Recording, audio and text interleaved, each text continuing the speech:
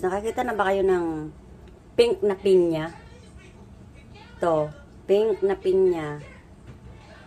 Yan.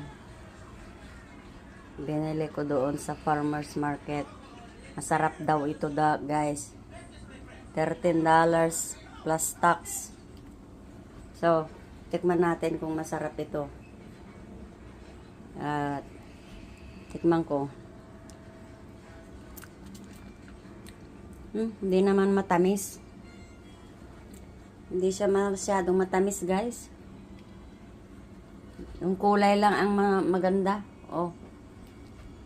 Malmal na pinya. Yung kulay lang ang maganda. Kulay pink. Yan. Kulay pink na pinya.